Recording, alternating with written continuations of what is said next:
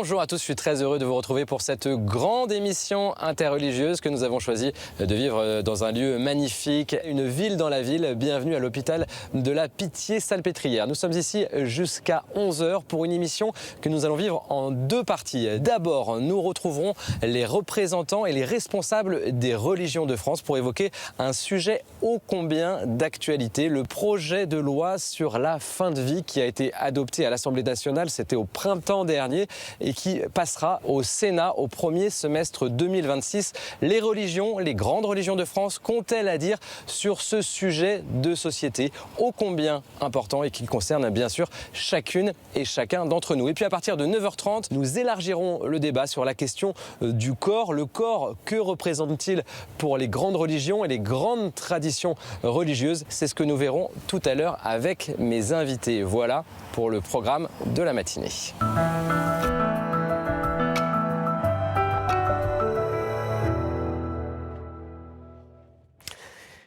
Et je vous le disais à l'instant, émission exceptionnelle, lieu d'exception. Nous sommes dans la chapelle Saint-Louis de cet hôpital de la Pitié-Salpêtrière. Nous sommes plus précisément, vous le voyez, sous le dôme central de cet ensemble architectural très particulier avec plusieurs nefs. Vous le voyez, chapelle qui a été construite par Louis Le Vau à la demande de Louis XIV. Comme promis, nous allons donc débattre du projet de loi sur la fin de vie avec les représentants de chaque tradition religieuse représentés le dimanche sur les chemins de la foi sur France 2.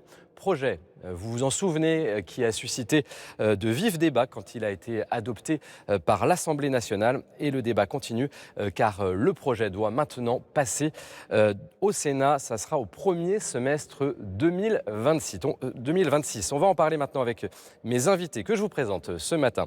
Mickaël Azoulay, bonjour. Bonjour. Merci d'être avec nous. Rabbin à Neuilly-sur-Seine, ancien membre du comité consultatif national d'éthique. Vous représentez bien sûr le judaïsme. À vos côtés, Monseigneur Vincent Jordi, archevêque de Tours. Bonjour. Bonjour. Bienvenue. Vice-président de la Conférence des évêques de France. Vous représentez bien sûr les catholiques. En face, Monsieur Sadek Beloussif. Bonjour. Bonjour. Professeur, médecin, chef de service à l'hôpital Avicenne de Bobigny. Vous représentez l'islam. Sur ce plateau également, Luc Charles. Bonjour. Moine zen, administrateur de l'Union bouddhiste de France. Vous êtes aumônier des hôpitaux de Paris. Vous représentez le bouddhisme. Sur ce plateau également, Père Moussa Waïb. Bonjour. Bonjour. Curé copte orthodoxe de Deuil-la-Barre, c'est dans le Val d'Oise. Ancien médecin, vous représentez les chrétiens orientaux. Monseigneur Siméon, évêque orthodoxe des traditions russes en Europe occidentale. Vous représentez l'orthodoxie. Bonjour. Bonjour. Et bienvenue. Enfin, pour compléter ce riche plateau, Béatrice Birmelet. Bonjour madame, docteur en sciences de la vie, docteur en philosophie.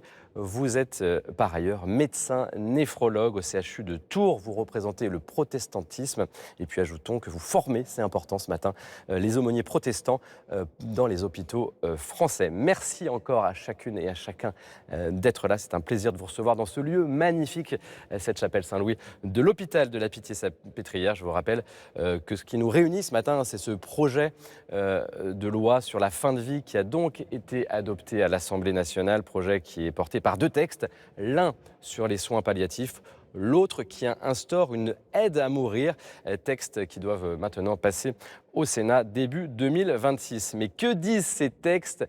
Petit rappel en images avec Vanessa Rouet. On regarde et on en parle juste après ici avec nos invités. La séance est ouverte. Mai 2025, les députés s'attaquent à l'épineuse question de la fin de vie. Deux propositions de loi. Le développement des unités de soins palliatifs, approuvé à l'unanimité, la création d'un nouveau droit, l'aide active à mourir, qui, elle, divise l'Assemblée.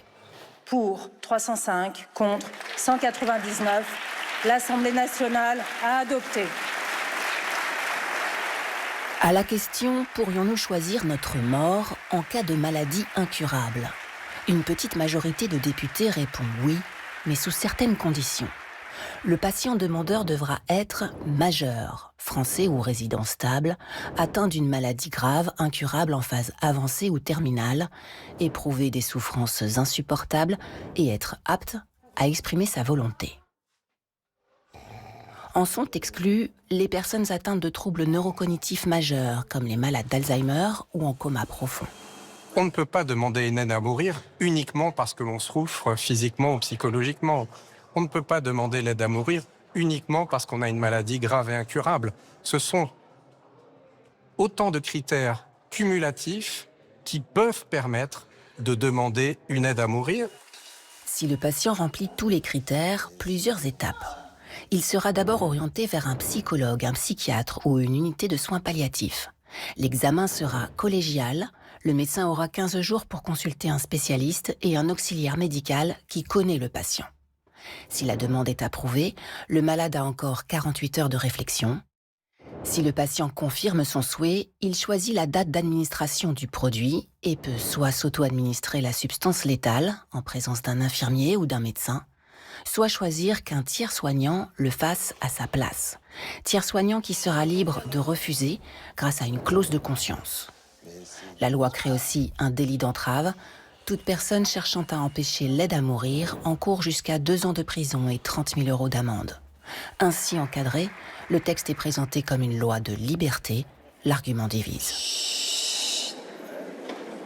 Est-ce qu'on est libre de ses choix quand on est pauvre et qu'on ne peut pas se payer les médicaments non remboursés et les aides humaines et matérielles? Est-ce qu'on est libre quand on est grabataire, qu'on baigne dans sa sueur, ses urines, ses selles, et que l'infirmière ne passe qu'une fois par jour? Oui, la fin de vie est plus pénible quand on est pauvre et seul que quand on est riche et entouré, et que l'infirmière peut vous changer 24/24. Et oui, ça peut donner des envies de mort. À ce moment, je pense à tous les malades, à tous leurs proches que j'ai rencontrés depuis plus d'une décennie. Beaucoup ne sont plus là et ils m'ont toujours dit « battez-vous ». Battez-vous, pas pour nous, parce que pour nous, ça sera trop tard. Battez-vous pour les autres. Première des batailles, être bien accompagné avec du personnel soignant formé. Or, 20 départements sont encore dépourvus d'unités de soins palliatifs. Les députés ont voté à l'unanimité pour leur développement sur les 10 ans à venir. Budget plus d'1 milliard d'euros. Un défi difficile à relever, avec les risques qu'il comprend. Avec des hôpitaux et une santé mentale en crise et la moitié des malades sans soins palliatifs, nous craignons des recours à l'euthanasie par défaut de soins. Pour preuve, il sera plus rapide d'obtenir l'euthanasie 2 à 17 jours qu'une consultation contre la douleur 2 à 9 mois. Prochaine étape pour les 2 textes, le passage au Sénat au premier semestre 2026. Et voilà pour ces explications précises. Merci à Vanessa Rouet. Je vous rappelle que nous sommes ce matin dans la chapelle de l'hôpital de la Pitié-Salpêtrière pour débattre de la fin de vie avec les représentants de nos grandes religions en France. On va donc explorer ce projet de loi qui instaure une aide à mourir. Et c'était important pour nous ce matin, bien sûr, de donner la parole aux représentants des religions ce matin, alors que nous allons fêter les 120 ans de la loi de 1905. Pierre angulaire de la laïcité et bien sûr de la liberté religieuse. C'est important de prendre la parole sur ce grand sujet de société. Peut-être un rapide tour de table sur ce texte.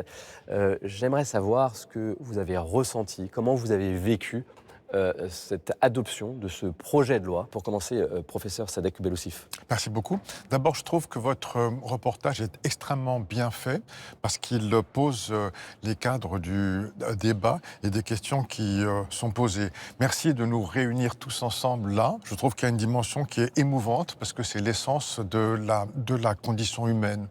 Sur le texte lui-même, il a fallu faire une bagarre pour qu'il y ait 2 textes et pas un seul, parce que je vous rappelle qu'au tout début, on devait avoir un seul projet de loi. Voilà, il y a un texte qui instaure cette aide à mourir et puis un autre sur les soins palliatifs. Voilà, on a les deux sont liés. On a ou pas.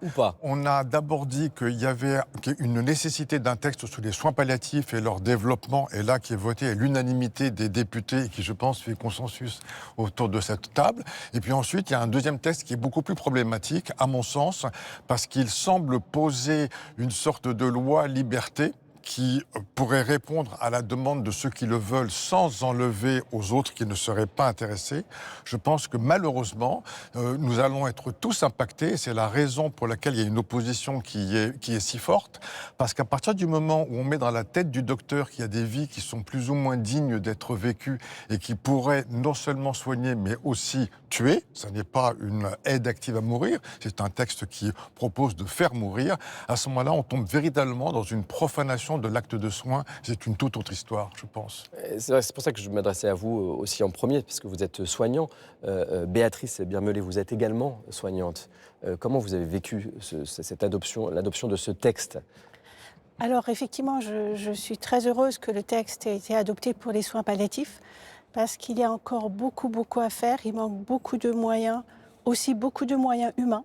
Et je pense que c'est la première étape. Et peut-être qu'il faut déjà laisser s'installer cette étape, essayer de développer encore tout cela, cet accompagnement, avant d'envisager quelque chose pour aller plus loin, en sachant qu'après cette deuxième loi, c'est une loi qui finalement tranche sur une problématique inextricable, où il n'y a pas de bonne possibilité. Le plus souvent, effectivement, l'accompagnement en soins palliatifs, l'accompagnement en fin de vie fait que les personnes sont soulagées, apaisées, et c'est ça qui est important. Monseigneur Jordi, Salek Beloussif nous disait que nous allons tous être impactés par ce projet de loi. C'est pour ça qu'on en parle ce matin. Ça a été adopté à l'Assemblée nationale, mais il y a encore un volet avec le Sénat, et ça va avoir des conséquences directes sur chacune de nos vies, en fait, Monseigneur. Bien sûr, parce qu'on est tous concernés par la mort. On pense à sa propre mort, mais on est tous accompagnants ou aidants dans nos familles, auprès d'amis. Et donc, évidemment, cette loi vient profondément nous impacter, avec cette difficulté du climat, je dirais, dans lequel elle s'est construite. À la fois, il y a le volet, vous l'avez dit, des soins palliatifs qui a mis tout le monde d'accord. Il y a une unanimité, on la voit entre nous. Mais pour la deuxième partie, c'est vrai... Instaure l'aide à mourir. La deuxième partie, effectivement, sur l'aide à mourir, nous pose beaucoup plus de questions. D'abord, on a commencé par nous dire qu'on mourrait mal en France, ce qui n'est pas vrai. On a un peu joué sur la peur avec les Français, alors qu'en fait, on ne meurt pas mal en France. Il y a des gens qui meurent mal en France, oui, et ils meurent mal en France. Pourquoi ? Parce que 3 lois n'ont pas suffi pour mettre en œuvre les soins palliatifs, et on se dit, on espère que la 4e y parviendra, mais dans le contexte budgétaire que l'on voit actuellement, on peut aussi légitimement s'interroger.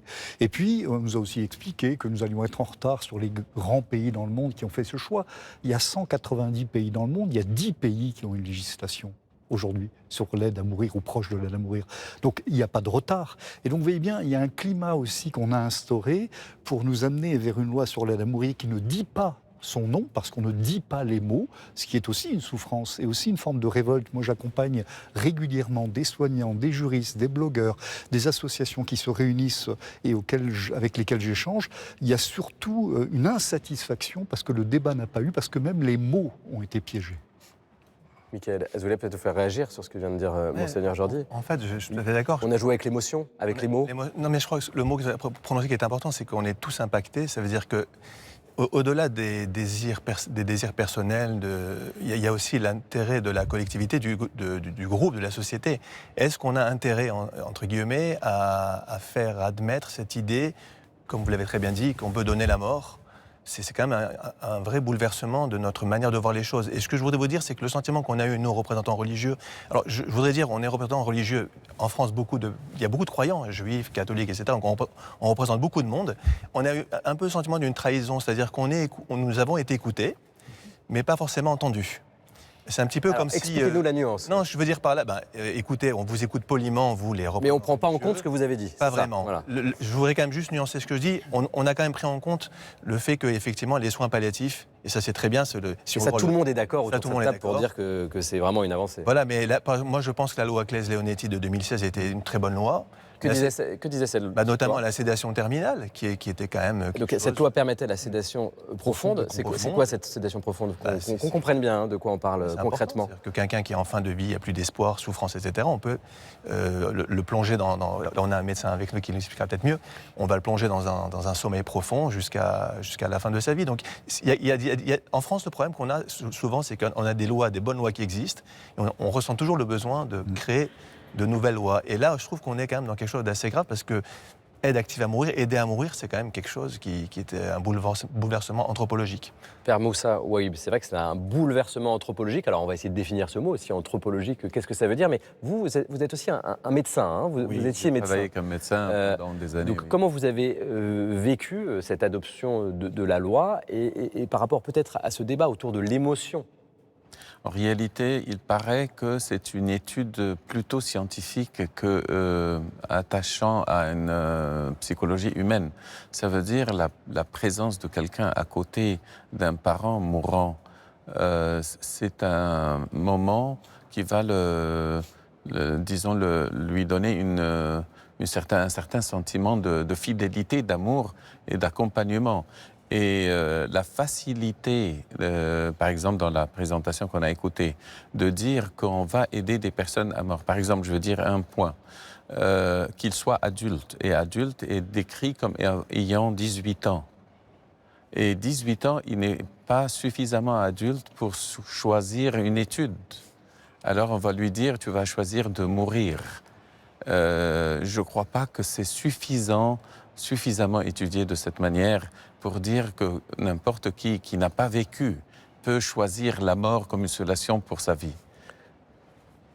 Luc Charles, vous accompagnez des patients au quotidien. Parler simplement des cas que je connais, de mon expérience, et j'ai noté pour les conditions d'accès, par exemple, la 4e condition, où le sujet doit présenter une souffrance psychologique, excusez-moi, ou physique constante.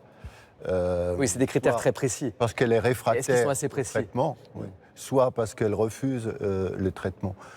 C'est des cas quand même très très rares qui nécessitent de s'opposer aux médecins. En général, d'après la loi Claes-Leonetti, il y a toutes sortes Donc la loi précédente. de niveaux de sédation qui permet au moins ponctuellement déjà de soulager la personne. Enfin, je dis la loi précédente, c'est la loi actuelle, hein, puisque c'est qu'un projet de loi qui n'a pas encore été adopté. Toujours... Mais est-ce que vous êtes inquiet? Ah, complètement. Le sujet principal, c'est de développer les services de soins palliatifs. Il reste encore 19 départements qui ne sont pas équipés. C'est désastreux. Monseigneur Siméon. Oui, je suis entièrement d'accord avec tout ce qui vient d'être dit. Moi, ma sensibilité de chrétien me fait réagir. Je suis entièrement d'accord, bien sûr, pour un développement des soins palliatifs. Et j'ai expérimenté le bien des soins palliatifs. En tant que prêtre, il m'est arrivé d'être appelé dans un hôpital pour aider quelqu'un, le rencontrer, lui tenir la main, etc. Là où il me semble qu'il y a une erreur d'interprétation au niveau des mots, quand on dit « aider à mourir ». Non, c'est pas aider à mourir, c'est tuer, pour moi. Ce qui n'est pas du tout la même chose. Alors, c'est pas dans la loi, hein, Non, évidemment, dans le projet de loi. Mais pour justement, vous, voilà, le mot « aider à mourir » est ambigu. Et pour les soignants, ça pose question aussi. Est-ce que vous avez ce sentiment-là, par exemple, docteur Oui, parce que... de se dire, là, on va tuer. Monseigneur Simon a tout à fait raison, les mots ont un sens. Une majorité de Français serait favorable au projet de loi. Mais une très grande majorité, plus de 80%, ne connaissent pas la loi actuelle. La loi actuelle, comme l'a très bien rappelé le rabbin Azoulay, c'est de la sédation continue maintenue jusqu'au décès. C'est-à-dire que je me rends compte que dans les très rares cas infimes où les douleurs sont insupportables et ne seraient pas calmées par des antalgiques puissants comme de la morphine, à ce moment-là, on peut endormir les personnes pour être certain qu'ils ne souffrent pas, comme dans une anesthésie générale, jusqu'à ce que le décès arrive. À ce moment-là, on a une distinction entre laisser mourir. C'est très différent que de faire mourir. On se rend compte. Il faut bien comprendre ça ce matin. Hein. C'est le point important. Laisser mourir, c'est reconnaître que la maladie est la plus forte, que je suis allé au maximum de ce que je pouvais comme élément thérapeutique. C'est très différent que de faire directement mourir. Laisser mourir, c'est reconnaître que la maladie est la plus forte. Ça n'est pas agir complètement. on pense trop souvent, c'était mis en exergue d'un rapport du comité d'éthique, on pense très souvent que ce sont nous qui fermons les yeux de nos êtres chers. En fait, ce sont nos êtres chers en train de mourir qui nous ouvrent les nôtres. Et c'est en ça que je rejoins complètement la rupture anthropologique majeure. Faire mourir, tuer quelqu'un, ça va à l'encontre de tous les fondements, non pas religieux, mais même civilisationnels. Et vous parlez aussi en tant que croyant, citoyen et aussi médecin. Monseigneur Jordi, peut-être réagir sur... C'est vrai que vous disiez que les Français, dans les sondages, on le voit, ils soutiennent cette aide à mourir, et souvent par empathie, d'une manière, j'ai envie de dire, quelque part légitime, ou en tout cas par cœur. Comment vous expliquez que les Français soutiennent ce projet de loi, même parmi des croyants? On peut voir certains croyants qui disent bon, pourquoi pas, ou en tout cas, il y a peut-être une perte de repère sur cette question. Est-ce qu'on sait de quoi on parle? Il y a surtout la peur pour beaucoup de nos concitoyens de mal mourir. Voilà. C'est ça. Et la manière dont on pose la question dans les sondages, vous le savez bien, vous êtes un homme de médias, évidemment, influe sur la manière dont on va répondre. Donc c'est vrai que, je l'ai dit, on a créé un climat d'angoisse en disant on meurt mal. On sait très bien qu'on a toute une forme de promotion de la fin de vie par le biais de l'euthanasie, par le biais de films, d'émissions. Il y a quand même tout un courant qui est porté. Il y a véritablement une force de gens qui travaillent cette proposition. Il ne faut quand même pas être naïf. C'est pas simplement l'air du temps et le hasard. Il y a des gens qui sont des promoteurs, qui sont des militants de la cause. Un lobby, vous voulez dire. Voilà, qui a beaucoup travaillé. Il y a des articles assez sérieux dans des journaux sérieux, La Croix, La Vie, qui l'ont dit récemment. Et la plupart de nos contemporains, donc, sont surtout devant la peur. Et c'est la peur qui fait réagir de cette manière. Moi, ce qui me frappe quand même, c'est que dès qu'on explique aux gens, dès qu'on leur parle, peu à peu, les choses changent. Et je trouve que le drame aujourd'hui de cette loi, c'est un vrai drame, parce qu'on l'a dit, on va vers un basculement. Les rapports intergénérationnels, on le sait, en Belgique, en Hollande, au Canada, sont en train de changer en raison des effets de cette loi. On nous dit que ça n'est pas vrai, mais tout le monde le sait, toutes les études qu'on peut avoir. L'an dernier, nous avions à l'Institut de France, toutes les religions, un colloque en mai 2024 sur ces questions. Nous étions en lien, en visio, avec des médecins qui étaient en Hollande, en Belgique, au Canada. Ils nous ont dit ces changements-là. Et ça, on n'en parle jamais. Et je pense que la vraie souffrance dans un pays démocratique, c'est qu'il n'y a pas eu, beaucoup l'ont dit, de vrais débats. Et on a l'impression d'être, nous l'avons dit à l'Assemblée nationale, j'y étais aussi. Pas entendu. Il y a un mur en face de nous. Même des députés avec lesquels j'en ai parlé m'ont dit il y a un mur en face de nous. Parce que finalement, fondamentalement, ce que l'on veut, c'est un nouveau rapport à la vie, un nouveau rapport à la mort, un nouveau rapport à la vie en société entre nous, où on oublie en particulier, vous l'avez très bien dit, monsieur le rabbin, toute la dimension sociale.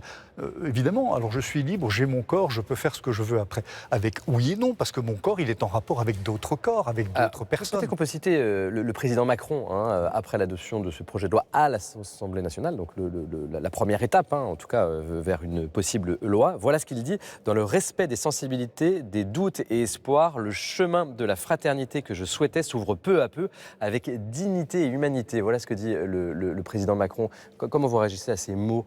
Alors, il y a tous les mots, chemin de la fraternité, dignité, humanité.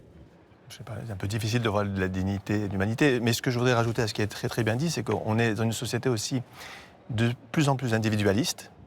Et, finalement, on veut que nos désirs particuliers, personnels, prennent le pas quand même sur ce dont je parlais tout à l'heure, l'intérêt du collectif. Et on va de plus en plus vers ça. Donc c'est pas très étonnant en réalité. Ça rentre dans une évolution sociétale aujourd'hui qui fait que ce qu'on appelle le principe d'autonomie prend de plus en plus de place, mais un peu au détriment quand même de l'intérêt de la société, du vivre ensemble. Vous voyez ce que je veux dire? Et c'est un vrai problème. Béatrice Birmellet. Oui, les mots finalement, dignité, humanité, fraternité... Les mots du président Macron. Oui, tout dépend de ce qu'on met derrière. Qu'est-ce que ça signifie finalement la fraternité? Qu'est-ce que ça signifie? Ça peut signifier à la fois accompagner, être juste aller avec l'autre dans sa souffrance, le soulager, l'apaiser. Est-ce que c'est aller plus loin? Je veux dire, tout dépend de ce qu'on met derrière les mots et c'est la grande difficulté. Et je crois qu'actuellement, on a vraiment des possibilités d'apaiser. Je reviens à la sédation. Je pense qu'elle est trop peu faite, qu'elle est trop mal connue, qu'on la propose trop tardivement.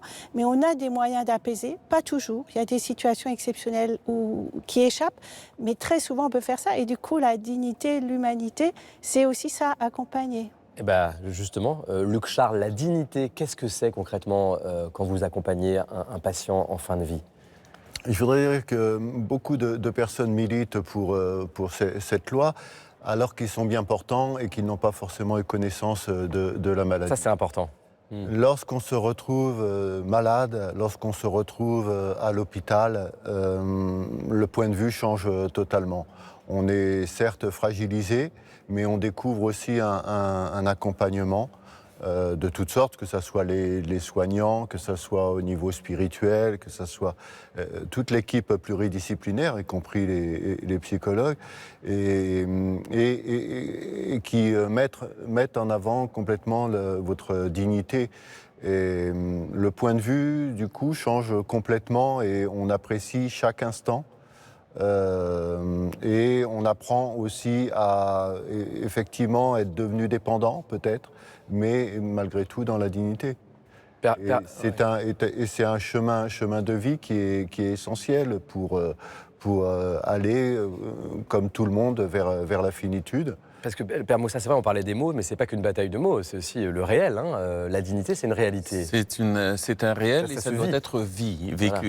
Alors la dignité, c'est de pouvoir vivre cette image humaine créée, comme je le conçois, par Dieu, et continuer ce chemin jusqu'à la fin. Alors le mot « jusqu'à la fin » n'existe pas, parce que le fait de choisir de mourir n'est jamais dans l'espoir. Il est dans le désespoir.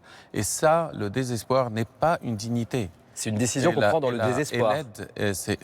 Sûrement, j'ai décidé de finir ma vie, c'est que je n'ai pas peut-être ce courage ou cette force de continuer. Et l'accompagnement est vraiment d'assister une personne à continuer jusqu'au bout. C'est vrai que le soulagement de ces douleurs est essentiel. Est très humain. Alors, dignité, humanité, ça doit être fonctionnant de cette manière. Et ben, cette dignité, cet espoir, on va le voir maintenant dans un très beau reportage, très fort, sur un couple, Cyril, et vous allez le voir, très lourdement handicapé suite à un grave accident avec son épouse Magali. Ils souhaitent témoigner ce matin. Voici leur histoire. Regardez, puis on en parle juste après ici, à l'hôpital de la Pitié-Salpêtrière. La vie de Magali a basculé il y a 28 ans. Bonjour chérie. Son mari, Cyril, est victime d'un grave accident de voiture. Le verdict est lourd, traumatisme crânien, avec lésion du tronc cérébral. Cyril a pratiquement perdu toutes ses fonctions motrices. Comme il ne peut pas parler, il s'exprime avec son pouce. Donc pour dire oui, il lève son pouce. Ça te fait plaisir de me voir? Ouais, ok, super. Moi aussi. Cyril vit dans cet institut en région parisienne depuis 7 ans. Il n'a pas été possible de poursuivre les soins à domicile, la logistique, le besoin de présence permanente étant trop lourd pour la famille. Cyril, aujourd'hui, on va sortir à la maison. Et donc, il me fait une pression de la main quand on est d'accord. Et puis ensuite, je vais te faire choisir un pull, du coup, pour pouvoir sortir, parce qu'il fait froid aujourd'hui. Au moment de l'accident, Cyril a 32 ans. C'est un ingénieur très actif. Il entre dans un coma profond. Son pronostic vital est engagé et les médecins veulent baisser les bras. Mais Cyril s'accroche à la vie. Moi, je sentais cette énergie, je la ressentais chez lui et je sentais que lui et moi, on était en phase là-dessus. C'est très subjectif, je ne peux pas le démontrer. Moi, j'avais vraiment la certitude qu'il allait vivre. Mais les médecins, pas du tout. Il met 9 mois à sortir du coma. Il y a vraiment très peu de progrès, des choses très infimes.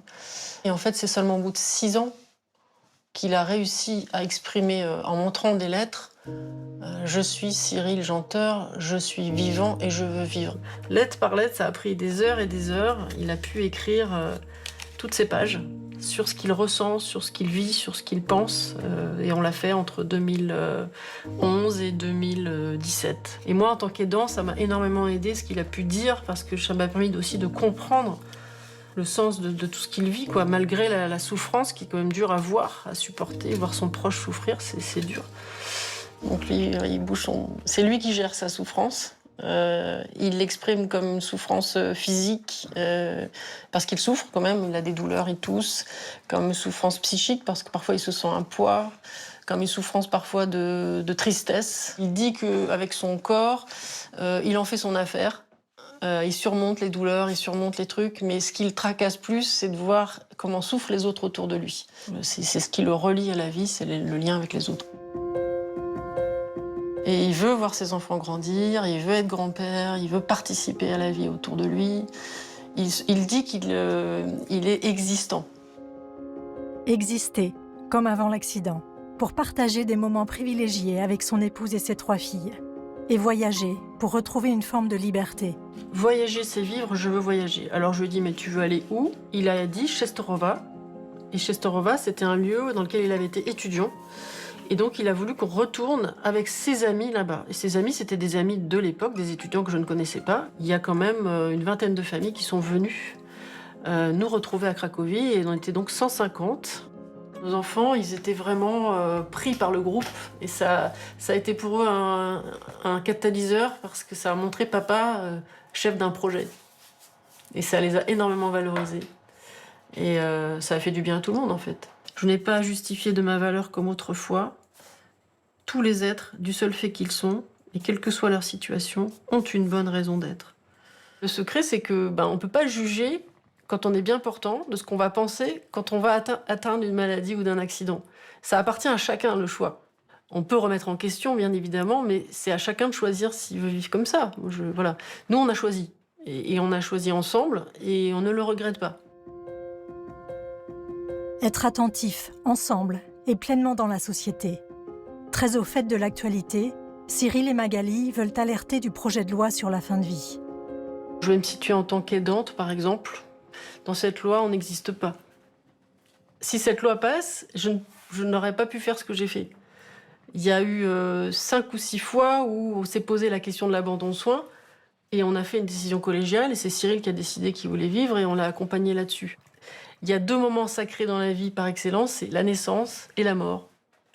Et donc je trouve que quand une loi touche à ce moment de la mort, attention, elle touche à quelque chose qui dépasse la loi, pour moi. On peut penser qu'il y a derrière une logique économique. Et ça, c'est une société qui va droit au mur, parce que si elle supprime aussi la solidarité et l'emploi du lien, pour moi, c'est très triste. Et c'est un message aussi pour nos jeunes qui est très noir. Ne pas brader le lien et la solidarité, c'est le message d'espoir que veulent faire passer Magali et Cyril, ensemble, main dans la main. Voilà, on parlait de la dignité avant le reportage, la dignité vécue dans ce très beau reportage d'Audrey Lablaise. Nous continuons le débat. Ce reportage va alimenter la discussion. Je vous rappelle que nous sommes à la chapelle de l'hôpital de la Salpêtrière à Paris, de la Pitié-Salpêtrière, pour évoquer ce projet de loi sur la fin de vie qui a été adopté au printemps dernier. Mais le débat continue puisqu'il y a un deuxième volet. Le texte va passer au Sénat et on en parle avec nos invités, les représentants des traditions religieuses ici en France. Émission exceptionnelle. Qu'est-ce qui vous a saisi dans ce témoignage, Monseigneur Siméon, peut-être on entend Cyril, en tout cas Magali, qui dit que Cyril affirme qu'il est existant. C'est très beau. Tout à fait. Ça a du sens. Tout à fait. D'abord, c'est très émouvant comme témoignage, bien évidemment, et c'est très révélateur pour moi. Très révélateur parce que là, on touche à quelque chose qui me semble extrêmement important. C'est que la personne est en cause. Ce ne sont pas des individus dont on parle, ce sont des personnes. Et je fais une nuance qui paraît peut-être philosophique, mais qui est beaucoup plus importante qu'un aspect philosophique. C'est un aspect pour moi qui a un caractère fondamental à l'homme, à l'être humain. L'être est une personne, et une personne doit être respectée. Et quand on parle de liberté, de fraternité, de tous les mots que M. le Président a exprimés, qui ne sont pas faux, mais comme l'a dit Madame, il faut les interpréter. Qu'est-ce qu'on veut dire dessous ? Or là, on a le témoignage justement d'une véritable liberté, dans le respect de la personne qui a choisi d'exister, c'est-à-dire de développer son être profond jusqu'au bout. Monseigneur Jordi, c'est beau ça, qui a choisi d'exister, ce que dit Monseigneur Siméon. Oui. Tout à fait, et ça veut dire que... La vie est un choix. La vie est un choix, et la vie, en même temps, est un espace de liberté dans lequel la personne doit être aidée à pouvoir vivre. Nous ne sommes pas seuls, de nouveau, on parlait de l'autonomie tout à l'heure. Non, nous ne sommes pas des personnes coupées des autres. On ne peut pas penser uniquement ces questions de fin de vie, uniquement en termes individuels. Et moi, je pensais, en voyant ce reportage aussi, à quelqu'un comme Stephen Hawking. Je ne sais pas si vous savez, mais il y a eu un moment donné où on lui a proposé, en fait, de l'euthanasie, qu'il a refusé.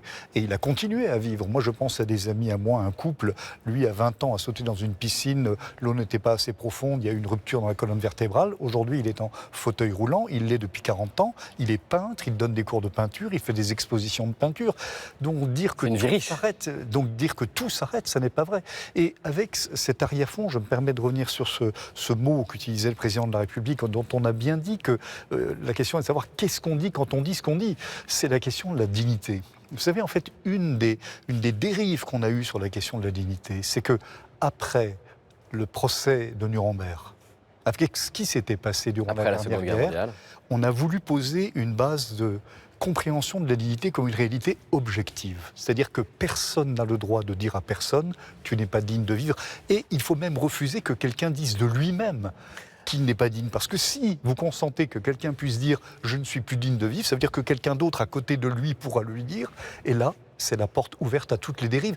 C'est la raison pour laquelle les Nations Unies, dans leur déclaration des droits de l'homme, ont situé la dignité comme une réalité objective. Or, aujourd'hui, on en a fait quelque chose de totalement subjectif qui dépendrait de la vie de chacun. Alors, il y a le mot dignité, en effet, qui peut être subjectif, mais il y a aussi le mot liberté. Après tout, c'est ce que disent aussi ceux qui défendent ce type de texte, en tout cas ce texte-là et ce projet de loi, c'est de se dire, après tout, choisir quand on va mourir et comment on va mourir quand ça ne va pas, ça peut être la liberté de chacun.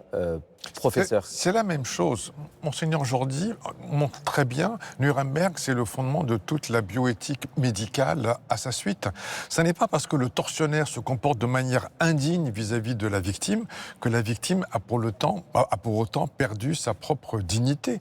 Ce que votre reportage montre de manière absolument éclatante, c'est que la psychologie de la personne malade est très différente de la psychologie de la personne qui est en bonne santé. Alors bien sûr, il y a le choc initial de l'accident et de la révélation et de la découverte du handicap et de ses conséquences. Mais ce qui est absolument fascinant, c'est que toutes les grandes enquêtes médicales montrent que à partir du moment où le handicap est installé, et là on parle de handicap majeur, quelqu'un qui est paraplégique ou tétraplégique avec les 4 membres qui sont... Quand on fait des études de psychologie cognitive pour savoir quel est le degré de qualité de vie, ce qui est stupéfiant, c'est que la qualité de vie rapportée par les personnes très gravement handicapées elles-mêmes n'est pas différente de celle des personnes non handicapées. Parce que j'ai compris le goût de la cerise, parce que j'ai compris l'infinie beauté de ce qu'est la vie elle-même. Et puis, cette dignité comme à la fois revendication de commune humanité et aussi de revendication d'une propre liberté, on ne la perd pas, elle est inaliénable. Béatrice Birmelet. Oui, je crois beaucoup quand même à cette liberté, mais cette liberté de choisir pour soi. Et choisir pour soi quand on est en bonne santé n'a rien à voir avec choisir pour ça quand on devient malade, quand on est très malade. Et ce que je trouve remarquable dans ce témoignage, c'est que la personne peut l'exprimer. Cyril peut l'exprimer, et il y a vraiment que la personne qui, à la première personne du singulier, peut dire « ceci a du sens, cette vie vaut le coup d'être vécue ». Et je pense qu'on ne le dit pas de la même façon, effectivement, quand on est en bonne santé, répondant à un sondage, ou quand on est vraiment en situation très malade. Et c'est très différent d'une C'est vrai que quand on est accompagné, on exerce sa liberté aussi plus facilement. Michael Azoulay, c'est important. Je voudrais juste peut-être rappeler qu'aucune liberté n'est absolue. C'est-à-dire aucune liberté n'est absolue. Quand j'ai fait partie du comité national d'éthique, je me souviens par exemple, dans plusieurs avis, on disait qu'une personne ne peut pas, par exemple, dire au nom de mon consentement, j'autorise, je sais pas, qu'on me mutile, qu'on me blesse. Non, il y a des limites. Même son propre consentement n'est pas tout puissant. Et en écoutant ce qu'a dit l'accompagnatrice, il y a un mot qui m'a frappé quand elle dit qu'il y a 2 moments sacrés dans la vie, la naissance et la mort. Et ça m'a fait penser à un texte des Maximes des Pères, un livre connu du judaïsme, qui dit « Tu nais contre ton gré et tu meurs contre ton gré ». Et je trouve cette phrase très juste. Ça veut dire qu'aux limites de la vie, aux deux extrêmes de la vie, il y a quand même quelque chose de moments, quelque part, qui ne nous appartiennent pas. Et aujourd'hui, on est un petit peu dans un monde où finalement on veut tout s'approprier, même ces moments les plus sacrés. Ça soulève énormément de questions, je trouve. Luc Charles, vous avez ce sentiment-là, dans votre expérience d'aumônier, qu'il y a cette tentation parfois, ou en tout cas qui est infusée, qu'on a envie de tout contrôler jusqu'au bout? Bien sûr, la notion d'être vivant peut évoluer tout au long de la vie. Et on peut découvrir à travers l'handicap une nouvelle pulsion, une nouvelle vitalité. Dans le bouddhisme, on apporte beaucoup d'importance à la souffrance. Il faut évaluer le niveau de souffrance de la personne. On n'a pas du tout la même acceptation par rapport à la souffrance. Et découvrir un handicap et le vivre, et malgré tout voir les avantages d'être en vie sont difficiles à évaluer, mais indispensables pour estimer une bonne situation. Pas seulement parce qu'on est un proche, mais aussi avec l'équipe médicale et avec l'accompagnement spirituel, s'il y en a un. Père Moussa Wahib, c'est intéressant cette notion de souffrance. Comment vous la voyez, vous? En réalité, elle affecte totalement la décision de la personne. Par exemple, quelqu'un qui voudrait écrire un testament à la fin de vie, s'il est en souffrance, on va tenter de s'assurer à ce que ce testament a été vraiment sa propre volonté. Il peut être affecté par une action qui vient à ce moment, qui fait changer un testament et qui ne serait pas vraiment de la liberté. Ça serait quelque chose comme une perte. Alors, la liberté est totalement affectée par la faiblesse. Quand on est vulnérable, quand on est dans la douleur, on redevient comme des enfants parce que c'est d'autres personnes qui nous aident. Alors, dire que je suis libre de choisir quand je suis totalement dans une période de détresse, dire par exemple dans le texte que des personnes qui souffrent de Alzheimer peuvent décider à la fin de leur vie, ou ils doivent faire ça avant qu'ils soient affectés d'Alzheimer, mais parce qu'au moment d'Alzheimer, vers la fin, ils sont en bonne santé, mais ils ne peuvent pas décider. Alors, est-ce que c'est une décision possible? Et la deuxième chose aussi qui a été dite dans le témoignage, c'était qu'on pense seulement à la liberté de la personne elle-même. Et la liberté de l'accompagnement, comme l'a expliqué sa femme, elle allait disparaître. Et c'est quelque chose de destructif. Alors, il y a aussi une autre... on a entendu pas mal de voix qui s'élevaient contre ce texte, quand il a été adopté au printemps dernier, sur les dérives possibles, la suite. C'est-à-dire que dans certains pays, comme en Belgique, où on a rendu cette aide à mourir possible, il y a déjà de nombreuses années, on a vu ensuite des ouvertures, des critères. Dans le reportage, évidemment, la personne n'est pas en fin de vie, puisque la personne est handicapée, mais on pourrait imaginer peut-être dans un futur qu'on ouvre ces critères à d'autres situations. C'est quelque chose qui vous fait peur, ces dérives, Monseigneur? Oui, effectivement, ça ne peut que nous inquiéter, ces dérives. Je voudrais citer un exemple très concret, parce que moi je suis dans l'expérience, si j'ose dire, comme beaucoup d'entre nous, bien sûr. On parle d'expérience ce matin, en effet. Voilà. J'ai actuellement un prêtre orthodoxe qui est en train de souffrir terriblement d'un cancer du pancréas, avec des développements inimaginables. C'est-à-dire que toutes les heures et demie, il souffre. Et il est obligé de se piquer, de se contrôler, d'aller vider ses intestins, etc. Un calvaire. Etc. Voilà. Donc, souffrance terrible. Et quand je l'ai au téléphone, j'ai l'impression de l'avoir comme quand il était il y a 25 ans. Il est heureux, il est épanoui. Il me dit, mais ça va bien. Il est heureux d'être en vie. Il est heureux d'être en vie. C'est-à-dire que autour de lui, il a une famille, il a même des filles médecins qui sont affolés par cette situation et qui disent, mais il faut trouver des solutions, il ne faut pas qu'il souffre, elles ont raison, il ne faut pas qu'il souffre. Et d'ailleurs, il a des éléments à sa portée pour qu'il ne souffre pas. Mais ils sont limités de toute façon. Mais lui, il a accepté, dans sa liberté, 2 personnes, d'aller jusqu'au bout, et il a encore célébré dimanche dernier une liturgie, alors qu'il est dans un état de santé totalement épouvantable, et au point que les fidèles qui étaient autour de lui lui ont dit « mais vous êtes guéri ». Et je pense qu'effectivement les fidèles avaient raison. Il était guéri dans sa liberté, il était guéri. sa véritable liberté de personne. Il était vainqueur, pas vaincu. Il voulait continuer à vivre de cette manière. C'est encore une histoire de choix. C'est ça. C'est comme un soldat dans l'armée, dans une situation difficile, et on a dans notre corps cette adrénaline qui le porte jusqu'à ce qu'il sauve d'autres camarades dans la guerre, et ensuite de s'affaisser tout d'un coup parce qu'il n'y avait rien en lui encore. Peut-être sur les dérives. Le problème de ce texte, c'est qu'il induit une perversion de la compréhension entre curatif et palliatif. Tout à fait. Oui. Un traitement curatif et palliatif, c'est main dans la main, c'est ensemble. C'est soigner et prendre soin. C'est un traitement et puis un soin. Bien sûr, plus la maladie progresse et plus, de facto, l'intensité du curatif diminue et l'intensité du palliatif augmente. Mais il n'y a pas une situation on-off où je suis curatif et tac, du jour au lendemain, je deviens palliatif et puis c'est le prémisse à la mort donnée.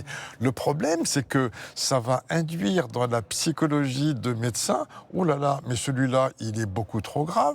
Pourquoi est-ce qu'il s'entête comme ça? C'est beaucoup plus facile de le pousser ou de ne pas faire. Moi, la partie majeure qui me terrorise dans ce texte, c'est soi-disant une loi qui rajoute une liberté mais qui n'enlève rien à tout le reste de la population. C'est une loi qui impacte toute la population. Parce qu'à partir du moment où vous mettez dans la tête du docteur dont la mission est de soigner qu'il peut aussi tuer, ça peut aller très vite. C'est intéressant ce que vous dites. Je me tourne vers un autre médecin, Béatrice Birmelé. Est-ce que tous les médecins ont conscience de ce qui va se passer? Je pense que beaucoup n'ont pas forcément tous les éléments, mais je pense qu'on est quand même bien dans cette situation. Et dans cette loi, on cadre quand même les conditions, mais on voit bien que le grand risque, c'est que ces conditions, on les oublie au fur et à mesure, comme on voit pour toutes les lois. Je veux dire, le fait de légaliser quelque chose, après, on va toujours l'adapter. Et c'est toute la différence. Ça veut dire aller encore plus loin? Aller encore plus loin, dans les années à venir, pas tout de suite, comme on le voit sur d'autres lois. Et toute la difficulté, c'est de savoir, mais comment est-ce qu'on peut même faire une loi sur des situations exceptionnelles qui ne soient pas appliquées ensuite à tout le monde, avec des dérives, que ça devienne finalement quelque chose de très facile et du coup inacceptable. Vous avez peur de ces dérives, Monseigneur Jordi? Bien évidemment. Vous savez, un des promoteurs de la loi l'a dit publiquement, en commençant avec cette loi-là, nous mettons le pied dans la porte. Ça veut dire ce que ça veut dire, ça a été dit publiquement. Et on sait très bien, il suffit tout simplement de se renseigner. Il suffit d'aller voir ce qui se passe en Belgique, de voir ceux qui ont travaillé sur ce qui se passe en Belgique, sur ce qui se passe en Hollande. Théo Auber, qui a déjà écrit plusieurs articles dans le Figaro, qui a été membre de la commission de contrôle en Hollande, le dit lui-même. La dérive s'est faite en Hollande, elle s'est faite en Belgique. Le Canada avait dit, ça ne sera pas comme en Belgique, ça s'est passé même d'une manière encore beaucoup plus large, puisqu'on pose même la question du coût des handicapés aujourd'hui dans la société canadienne. Ça, c'est une réalité. Mais qui ne sont pas en fin de vie. Non, et c'est un rapport parlementaire, donc vous voyez bien. Donc oui, la dérive, elle existe. Et en Hollande, en particulier, donc notre interlocuteur, lorsque nous avons fait le colloque l'an dernier à l'Institut de France, nous disait même, le problème, c'est qu'il y a une espèce de spirale de dépression dans la société en Hollande, parce que finalement, la seule manière désormais de terminer sa vie, c'est la question de dire, est-ce que je vais vers l'euthanasie ou pas. Alors, c'est intéressant. Et là, ça veut dire que ça déprime une société. Mais bien sûr. Et c'est Pierre Jova qui dit dans son ouvrage sur un grand travail qu'il a fait en Belgique, par exemple, il dit très bien, la liberté est illusoire quand l'esprit est captif d'un processus morbide. Et le processus morbide, c'est que peu à peu, cette idée de l'euthanasie, qui éventuellement était une exception, devient une option. Et cette option, peu à peu, elle rejoint tout le monde, avec des culpabilisations, on le sait bien, en particulier chez les personnes âgées, avec des tensions qui existe au niveau intergénérationnel. Et il faut bien le dire, c'est un vice-président du Sénat, du Conseil d'État émérite, qui l'a écrit lui-même dans une tribune là aussi, avec en fait quand même, pour certains, la question financière derrière. Et on s'étonne que, pardonnez-moi, il faut quand même le dire, dans un pays qui est en train de réfléchir à la fin de vie, il y a même des mutuelles qui s'intéressent au sujet. Enfin, on ne peut pas quand même ne pas le dire parce qu'on manquerait à un élément de vérité du dossier. C'est morbide, là, Michael. Non, mais c'est exactement ça. Est-ce que ça sera...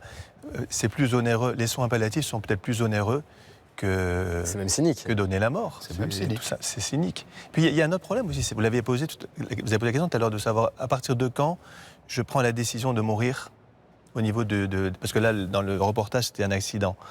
Mais quelqu'un qui a une maladie dégénérative, comment ça se passe donc? Où on met le curseur? Il y a aussi la question. Et puis il y a aussi la question du consentement. La volonté de l'humain est par nature fluctuante. Qu'est-ce qui se passe si je prends la décision de mourir et puis finalement je me rétracte? On peut toujours changer d'avis. Et ce n'est pas un simple délai de rétraction pour un produit de consommation là, dont on parle. Donc il y a aussi ce problème qui se pose. Les médecins ont quand même la clause de conscience. Ça veut dire qu'ils peuvent réfléchir aussi à ce qui va se passer, ce qu'ils vont faire, pas faire. Et ça peut aussi infuser d'une autre manière des choix de société. Non je me retourne vers les médecins. Oui, tout à fait. Je crois qu'il y a une clause de conscience et c'est important qu'elles y soient. Mais c'est vrai Donc, aussi. Des cas très concrets. De situations très concrètes. Mais je pense, d'ailleurs, faire un geste dans ce type-là, il m'est arrivé de faire des sédations profondes et continues, ça laisse absolument pas indifférent. Donc, quelque part, on est aussi, en tant que soignant, très impliqué dans ce qui se passe et c'est important qu'il y ait une clause de conscience. Mais ce qu'il faudrait surtout pas, c'est que ça passe quelque part dans les habitudes. C'est ça qui est dangereux, c'est-à-dire qu'à partir du moment où on commence à faire, on peut faire de plus en plus et de plus en plus facilement. C'est ce que je disais tout à l'heure, je veux dire, le cadre très précis risque un peu de s'émietter. Et du coup, de toute façon, oui, c'est indispensable qu'il y ait une clause de conscience, mais il faudra, à un moment donné, comment répondre à la demande de ces personnes qui se sentent dans leurs droits, quoi. Il y a une clause de conscience, mais en même temps, il y a un délit d'entrave. Donc d'un côté, je dois faire une promotion du suicide classique pour éviter que quelqu'un qui est très déprimé mette fin à ses jours et puisse avoir accès au traitement. Et de l'autre côté, il y a un délit d'entrave. Donc il y a un rouleau compresseur. Monseigneur Jordi a très bien cité le cas du Canada. Il y a 11% des morts au Canada qui sont liés à l'euthanasie. 11%. 11%. On veut ça en France? C'est déprimant. Enfin, c'est ça le risque, c'est ce que vous disiez, en tout cas. Dans les cas exceptionnels pour lesquels le traitement serait au-delà de toute ressource thérapeutique, il y a la sédation profonde maintenue jusqu'au décès qui n'est encore pas suffisamment connue en France. Là, mon intention est de soulager, même si je prévois que la mort va être hâtée. C'est très différent d'avoir une intention de soulager, même si je prévois que le patient va mourir plus rapidement, plutôt que d'avoir l'intention mortifère. Ça change tout. Luc Châtel, vous avez accompagné des patients en sédation profonde? Oui, tout à fait. Et c'est géré avec les médecins pour avoir le dosage le plus précis et le plus appréciable. Et comme disait Sadek, effectivement, c'est le désir avant tout de soulager. La mort est prévue, mais elle n'est pas voulue. C'est totalement différent. Et le jour où on commencera à tuer dans un service de soins palliatifs, ça sera vraiment un choc anthropologique. Vous employez le mot tuer. Très grave. Oui. Le jour où on commencera à tuer. Mourir n'est pas la solution à la souffrance. C'est important de s'en rendre compte. Tuer n'est pas un traitement. Non. Tout à fait. Et ça ne le sera jamais, en tout cas. Les soins palliatifs, quand même, on en a un peu parlé tout au long de cette émission, c'est quand même, j'ai envie de dire, entre guillemets, la bonne nouvelle. C'est-à-dire que là, tout le monde est d'accord en France pour développer ces soins palliatifs. On peut saluer ça, Michael. Oui, tout à fait. Vous avez très bien dit, c'est la bonne nouvelle. Parce qu'en fait, effectivement, ce qui manque beaucoup, tout à l'heure, on parlait justement de la distinction entre faire mourir et laisser mourir, la sédation terminale, c'est que laisser mourir, effectivement, en certaines circonstances, ça peut s'expliquer quand il n'y a plus d'espoir thérapeutique, beaucoup de souffrance. Et les soins palliatifs, c'est un petit peu ça, en fait, c'est qu'on laisse la personne mourir progressivement. Donc ça, effectivement, c'est la bonne nouvelle. Alors, je vous rappelle que le débat n'est pas terminé puisque le texte va maintenant passer au Sénat, c'est important à dire. La voix des traditions religieuses compte, c'est la preuve ce matin ici. On est reçu, merci encore à l'hôpital de la Pitié-Salpêtrière pour cet accueil dans cette très belle chapelle Saint-Louis. Ce débat à la fois sur ce texte sur les soins palliatifs, à la fois sur ce texte qui instaure cette aide à mourir, selon les mots du texte. Qu'est-ce que ce débat dit finalement de notre société? Béatrice, peut-être? Ce débat, il dit que ce qu'on observe, c'est que chacun finalement pense pouvoir décider pour lui tout seul, sans finalement, comme il le veut. Alors que, premièrement, on est toujours dans une relation, les uns avec les autres. Je veux dire, on n'est jamais seul, on est toujours dans une relation avec des proches, avec une équipe soignante. Et ça, c'est aussi important et il ne faut pas l'oublier. Et la deuxième chose, c'est que, comme on le disait tout à l'heure, ce choix et ce qu'on veut pour soi évolue. Ce que je veux pour moi aujourd'hui, ce n'est pas forcément ce que je veux pour moi dans 15 jours, dans un an. Ce choix évolue en fonction de l'expérience, en fonction de la maladie. Et je pense qu'il y a cette demande de pouvoir choisir pour soi qui en soit important. Je pense, je reprends le reportage où le fait que le Cyril puisse dire « je veux vivre », c'est absolument important et on essaye, dans la mesure du possible, de suivre cette demande. Mais je pense aussi que ça veut dire, ce qui a été aussi dit tout à l'heure, que ça témoigne une peur par rapport à la mort. Ça témoigne une peur par rapport à la souffrance, ça témoigne une peur par rapport à la mort. La souffrance, on peut soulager, on peut apaiser. On n'y arrive pas toujours, il y a des situations où on n'y arrive pas. Par contre, la position ou le fait qu'on va tous mourir un jour, on ne pourra rien y changer. Et je pense qu'il y a aussi de ça, c'est-à-dire qu'on veut décider pour soi jusqu'à la mort, mais finalement la mort, on peut pas la décider. On peut éventuellement, si, en fonction de la loi, choisir que ce soit plus tôt, mais je ne suis pas sûre qu'on soit bien conscient que c'est un choix possible et que quelque part, on a le droit et on voit bien que les gens changent aussi de position. Ça parle aussi de la fragilité dans notre société, la place de notre corps fragile finalement, Père Moussa. Oui, ça veut dire que si on met seulement la vie humaine sur le corps, on perd beaucoup.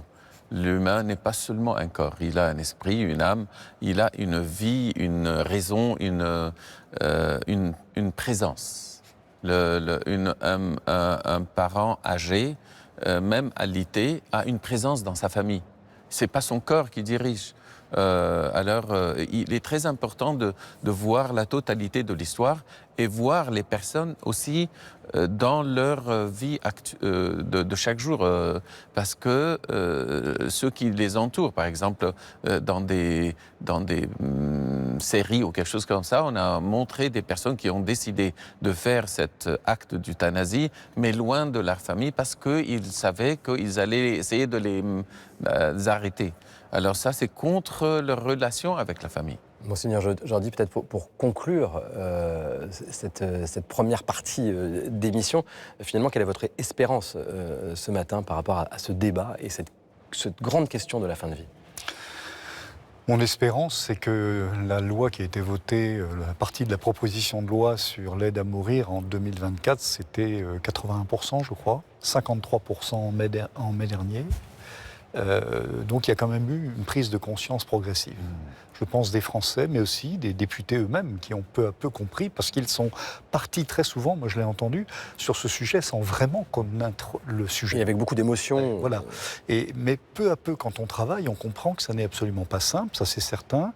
Personne n'a de leçons à donner à personne, mais que lorsqu'on analyse cette question, lorsqu'on la reçoit et qu'on essaie aussi de voir ce qu'elle produit, cette loi, dans d'autres lieux, on devient beaucoup plus prudent parce qu'elle est effectivement un bouleversement du médical, elle est un bouleversement de la société en général, elle est un bouleversement aussi intergénérationnel et donc il faut être extrêmement prudent sur ce qu'on est en train de faire et ne pas oublier, je dirais aussi, toutes ces dimensions spirituelles qui, à mon avis, est certainement une des clés de la réflexion concernant cette loi. Merci en tout cas à tous les 7. C'était important d'entendre vos voix ce matin.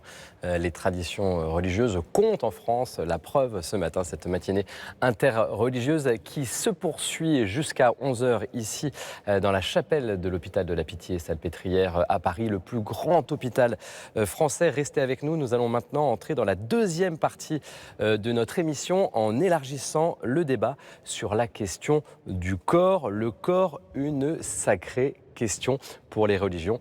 C'est ce que nous allons découvrir tout de suite avec nos invités. Regardez. C'est vraiment une branche, on va dire, de l'islam qui m'a toujours touchée. J'ai trouvé qu'il y avait vraiment un point en commun entre ma spiritualité et le fait de faire parler mon corps. Pourquoi la maladie? Pourquoi la souffrance? Pourquoi cela m'arrive-t-il? Il n'y a pas de réponse. J'ai peut-être eu la chance d'avoir le don de Dieu de me donner de l'acceptation du handicap. On nous a toujours appris que Dieu ne nous donne pas des épreuves plus fortes que ce qu'on pourrait supporter. Et ça, on l'a aussi en islam. Nous faisons la méditation pour comprendre quelle est la véritable nature de notre corps.